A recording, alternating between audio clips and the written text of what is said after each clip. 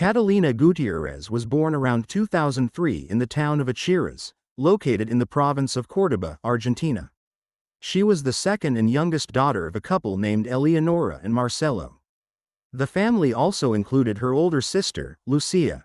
Marcelo was a well-known architect, and the family eventually relocated to the provincial capital, which shares the same name. Despite the move, they maintained close ties with Aguilar, where their extended family lived and where they owned a vacation home. Catalina grew up to be a cheerful, responsible young woman, always surrounded by her family's love and support. Her parents worked hard to raise their two daughters to be healthy, empathetic, and socially conscious. In 2021, upon completing high school, Catalina decided to follow in her father's footsteps and pursue a degree in architecture at the university. Although Marcelo had never pressured her to choose his profession, her decision came as a pleasant surprise. From that moment on, he offered her his full support, and they frequently exchanged ideas and insights about the field. It was precisely at the university, among the many friends Catalina made, that she met another young architecture student close to her age, Néstor Daniel Aguilar Soto. Néstor was originally from Bariloche, in the southern part of the country, and had relocated on his own to the city of Córdoba to pursue his studies. His mother, according to available information, worked as a municipal official, overseeing the department responsible for issuing driver's licenses. A warm friendship soon blossomed between Néstor and Catalina. It became increasingly common for her to invite him over to her home to share meals with her family. Other close classmates of Catalina's, who had also become acquainted with Néstor, would often spend time with him as well. Over time, a seemingly tight-knit group formed among Néstor, Catalina, and their mutual friends. Not only did Néstor frequently spend time at Catalina's house, but she and the rest of their circle also regularly visited the apartment he rented. As he was not from Córdoba, Néstor lived alone, which gave the group a sense of comfort and privacy they often sought. His apartment became a regular gathering place, especially after nights out, with friends occasionally spending the night there before heading home the next day. They supported each other academically, and everything appeared to be going well. While pursuing her studies, Catalina began to take an interest in social media. Much like many young women her age, on one of the major platforms, she eventually amassed a following of 48,000 people. She would share snapshots of her daily life and photos from her travels, not only within Argentina but also abroad. Catalina also uploaded short videos of herself singing popular songs. In short, she was a multifaceted young woman with a clear passion for social media. At the time, Catalina was in a relationship with another student from the university. According to her close friends, the relationship seemed to be going very well, and Catalina looked genuinely radiant. However, Néstor began to feel increasingly resentful, as she was spending less and less time with him. He confided in some of Catalina's other friends about his frustration. These friends tried to help him understand that such situations are quite common in the early stages of a romantic relationship, when people are overjoyed and eager to spend most of their time with the new person in their life. They may unintentionally neglect their existing friendships. Nonetheless, the girls reassured Néstor, urging him to remain calm. They explained that this phase was likely just the initial excitement of a new relationship, and that Catalina would soon return to spending as much time with them as before. They also reminded him that he needed to accept her new partner. After all, if Catalina was happy, then as her friends, they too should be happy to see her with someone who valued and cared for her. Despite their efforts, Néstor didn't seem pleased with Catalina's new relationship. Over time, his unease grew deeper, slowly evolving into a much darker and more troubling emotion. This brings us to July 2024. During the second week of the month, Catalina shared an invitation on social media for a Friendship Day celebration, a widely celebrated occasion in Argentina held on July 20th. She had no way of knowing that this would become one of her final digital posts. On Wednesday, July 17th, 2024, later in the afternoon, Catalina and her friends had agreed to meet at a shopping mall to go bowling. She asked her mother if she could borrow the car. Once driving, she sent her boyfriend a voice message explaining her plans. She sounded cheerful and relaxed. But Catalina never made it to that gathering. Her friends grew increasingly concerned, This behavior was highly uncharacteristic. Catalina was not one to miss appointments without notice. The girls quickly called her parents, who in turn began calling Catalina's mobile phone, worried that perhaps she had gone somewhere with her boyfriend, met up with other friends, or, in the worst case, been involved in an accident. The anxiety escalated when Catalina failed to answer any calls. Naturally, her parents also reached out to her boyfriend, who said he hadn't heard from her since receiving the voice note where she mentioned her outing with friends. Eventually, Catalina's parents realized they had not yet contacted Néstor. Given how close he had been to their daughter, they thought he might have information. But when they asked Néstor if he had seen or spoken to Catalina, he replied that he hadn't heard anything from her. The first communication between Catalina's family and Néstor occurred via a phone call. However, after this call, Catalina's mother, Eleonora, noticed in the message chat she had with Néstor that the young man was constantly typing and deleting messages. It seemed that he wanted to say something but was struggling to express himself. He even recorded a few voice notes that he never sent. Eleonora had an intuition, which led her and her husband to activate the tracking system on Catalina's phone. The location pointed to an empty lot very close to Néstor's home. Alarm bells went off, and they began to suspect that Néstor knew more than he was letting on, and that he perhaps wasn't the person they thought he was. In their growing distress, Catalina's parents reported her disappearance to the authorities. From that moment, testimonies from friends and acquaintances were gathered in an attempt to reconstruct the timeline of the last hours during which anyone had seen the young woman. A new phone trace was also carried out, and during the early hours of Thursday, July 18th, the authorities went to the location provided by the phone's tracker. There, they found Eleonora's gray car. Remember, she had lent this vehicle to Catalina. The car showed clear signs of having been subjected to an attempted arson. As they approached, they realized there was a body in the back seat. Upon getting closer, they discovered it was Catalina. Naturally, this discovery had a profound impact on the family. Her parents were stunned and unsure of how to react, struggling to comprehend who could have taken their daughter's life.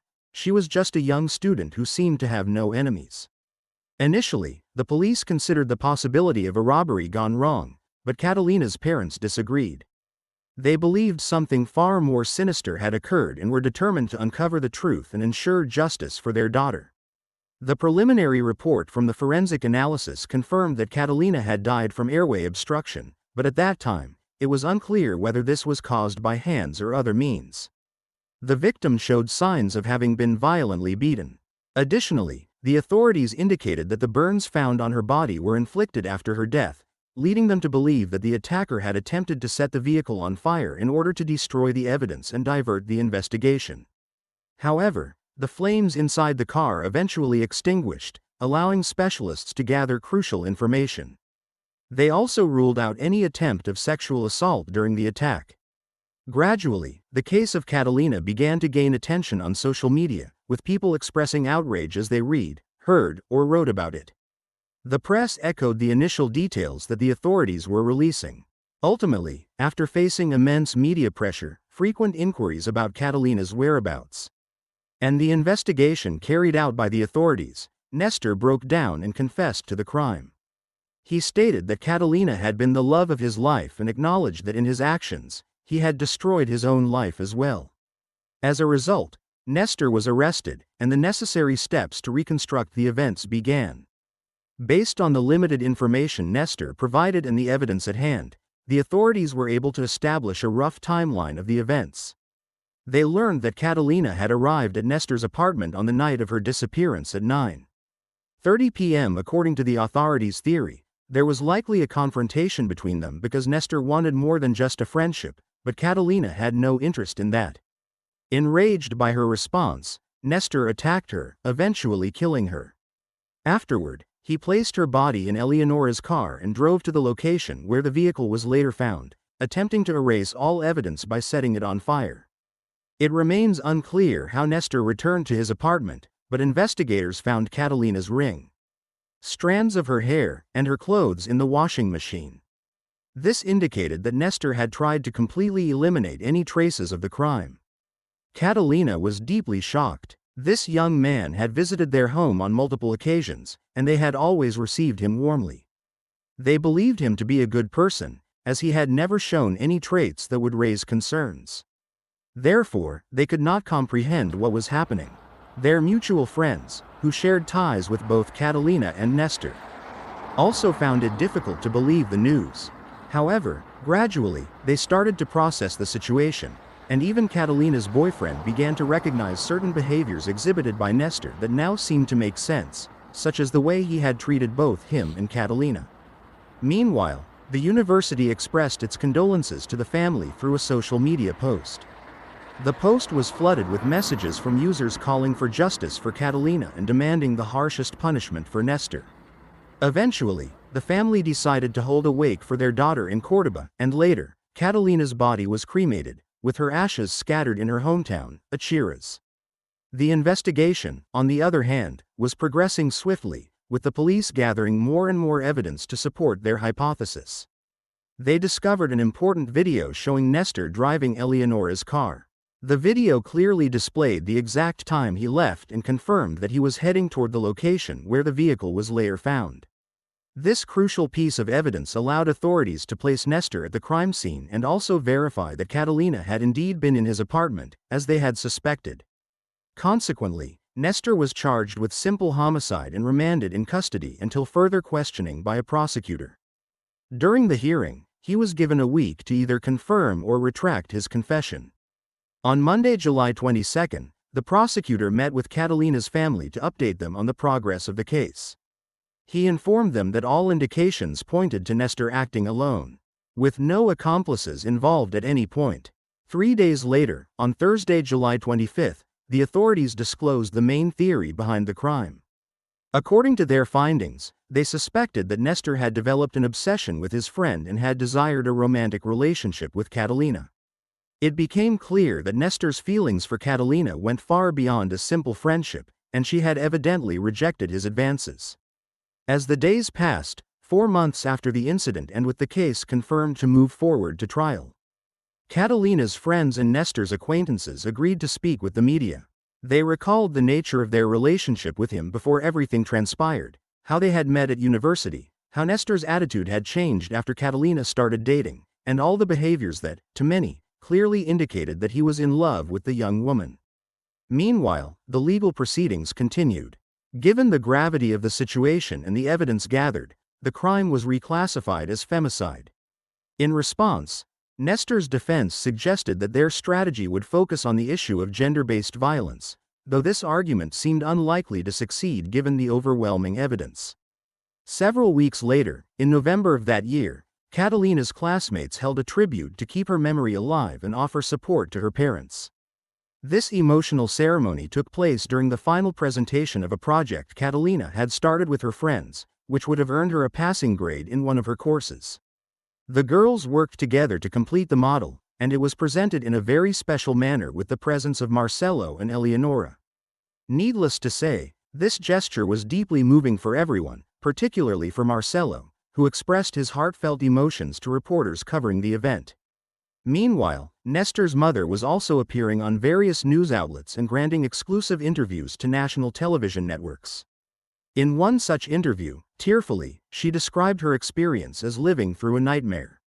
She portrayed her son as a well-liked young man who never fought with anyone, and she expressed how utterly shocked they were by his actions. "He's a boy that everyone likes. No one expected this from him. We're living a nightmare, we are dead inside," she said. The interview also allowed her to address and refute rumors circulating in the media and on social networks about Néstor's alleged behavior. It had been suggested that not only did Néstor have inappropriate attitudes toward Catalina, but he had also been harassing other women. On the contrary, Néstor's mother detailed that her son had never caused any trouble, had never been reported for any incidents, and was always known for being an exemplary person. "My son has never had problems with anyone. Many things were said, but my son never harassed anyone. He never had a complaint. He was an excellent student, friend, son, and nephew." As the days turned into weeks, and with the trial set to begin, the family hoped that justice would finally be served. However, an unexpected event delayed the case, Néstor was hospitalized at a psychological assistance center after his defense requested an evaluation prior to the trial to assess his mental capacity for the legal proceedings. As a result, specialists concluded that he was experiencing an acute emotional episode triggered by his situation, accompanied by anxiety, distress, irritability, spontaneous crying, and serious self-harm planning. In the forensic report, the professionals who evaluated Néstor mentioned that he stated he had only had limited sessions with a psychologist since his detention. He also complained about not receiving any psychotropic medication. Once the news broke, Catalina's family expressed their feelings on social media, sharing their frustration as they believed this delay was only prolonging their suffering. They did, however, express their gratitude for the support from the public and urged everyone to continue demanding justice for Catalina and not to forget her case. Finally, a few days later, in early March 2025, the trial began. During it, a virtual reconstruction of Catalina's final moments was presented. Alongside surveillance videos showing Néstor calling Catalina, who eventually agreed to meet him at his apartment. The last communication between them occurred between 9:20 and 9:35 p.m. that evening. Surveillance footage showed Catalina parking her mother's car right in front of Néstor's apartment, entering the building, and never leaving. The detective in charge of the investigation stated that Néstor had attempted to create several alibis. He sent messages to mutual friends he had with Catalina, claiming that she had stood him up. He also tried to cover his tracks by sending messages to Catalina herself, hoping to avoid incrimination. It was also revealed that Néstor had dragged Catalina by her back toward the vehicle. According to the agent, the clothes found in the washing machine, along with those captured on security cameras, indicated that Néstor had changed his clothes at least 4 times that night. In his closing argument, the investigator requested a life sentence for Néstor, describing him as a wolf in sheep's clothing. In an unexpected move, the prosecution withdrew the charge of premeditation and replaced it with homicide criminis causa. This meant that Néstor had not planned the crime from the outset. Instead, he had first assaulted Catalina, and realizing the severity of her injuries and the risk that she might expose him, he decided to kill her in order to silence her. The lawyer representing Catalina's family partially agreed with the prosecution's stance. In his analysis, he argued that Néstor not only sought to destroy evidence but also took advantage of Catalina's inability to defend herself. Consequently, he claimed that Néstor had acted with premeditation. It was also pointed out that Néstor had kept Catalina captive before taking her life. The fact that the court accepted the charge of premeditation was of great interest to the prosecution, but not to Néstor's defense. If premeditation were acknowledged, a life sentence for him would be inevitable. Marcelo, Catalina's father, also spoke out in court, referring to Néstor as a psychopath. He revealed that several of Catalina's university friends had described Néstor as a toxic individual, noting a predictable pattern of behavior.